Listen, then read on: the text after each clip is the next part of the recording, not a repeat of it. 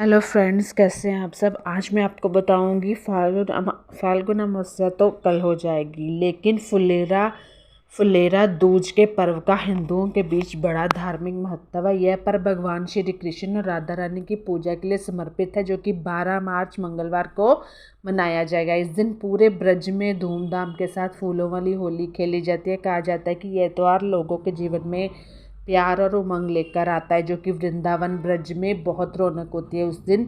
इसके अलावा फुलेरा दूज पर भगवान शंकर और देवी पार्वती की पूजा का भी विधान है। ऐसे में जो साधक भाव के साथ उनकी पूजा करते हैं, उन्हें कुछ विशेष चीज़ें अर्पित करते हैं, तो उन्हें शिव परिवार का भी आशीर्वाद मिलता है। तो जानते हैं कि आपको मंगलवार को फुलेरा दूज पे क्या क्या करना है। गाय का शुद्ध देसी घी चढ़ाना है। फुलेरा दूज के दिन भगवान शंकर और माता पार्वती की भी विधि पूर्वक आपको पूजा करनी है। इसके बाद उन्हें गाय का शुद्ध देसी घी चढ़ाना है। ज्योतिष शास्त्र के अनुसार इस उपाय को करने से पारिवारिक कलेश समाप्त होता है, साथ ही रिश्तों में मधुरता आती है। आप चाहो तो घर पे भी कर सकते हो। मालपुए का भोग लगाएं। ज्योतिष शास्त्र के अनुसार इस पर्व पर शिव परिवार को मालपुआ का भोग लगाएं, क्योंकि ये शिव पार्वती का प्रिय भोग है। ऐसे में जो भक्त फुलेरा दूज के दिन मालपुए का भोग लगाते हैं, तो उन्हें जीवन की सारी समस्याओं से छुटकारा मिलता है, साथ ही दिन में शुभता का आगमन होता है। आपके घर में जो जैसे राधा कृष्ण जी का प्रेम बना हुआ है ना, सालों सालों से, जन्मों जन्मों से, आपके घर में भी इस दिन अगर आप पूजा करोगे तो वो प्रेम बना रहेगा आप पति पत्नी के बीच। केसर का भोग लगाएं।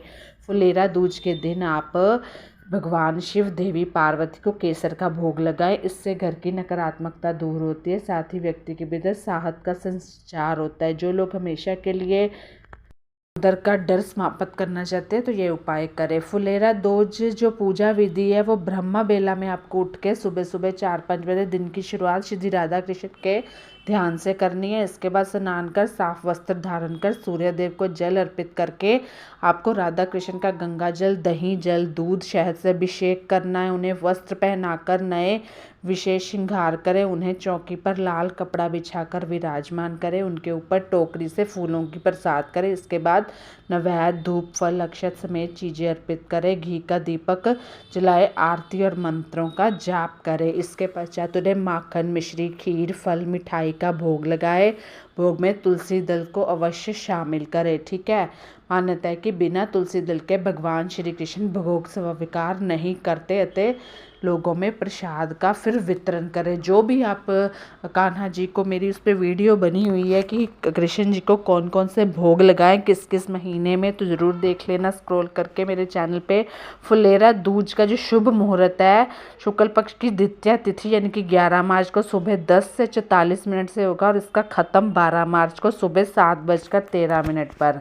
सनातन धर्म में उदय तिथि का विशेष महत्व। ऐसे में फुलेरा दूज का पर्व 12 को ही मनाया जाएगा। इस दिन श्री राधा कृष्ण की पूजा करने का शुभ मुहूर्त 9:32 है, और दोपहर को 2 बजे तक रहेगा। पौराणिक कथा के अनुसार ये कथा फुलेरा दूज से संबंधित है, यानी कि एक बार भगवान श्री कृष्ण राधा रानी से बहुत दिनों तक नहीं मिले थे, जिसके कारण राधा जी ने उदास होते वृंदावन के सारे फूल मुरझा गए, पेड़ सूखने लगे, डालियां भी टूटने लगी। तभी राधा जी ने उदासी देखकर पक्षियों ने भी चहचहाना बंद कर दिया, और नदी की धारा भी बहने से बंद हो गई। वृंदावन में उदासी छाने लगी थी। ऐसा इसलिए हुआ क्योंकि राधा रानी भगवान श्री कृष्ण से नहीं मिली थी। ऐसा स्थिति देखकर सभी गोपियां भी उदास रहने लगी थी।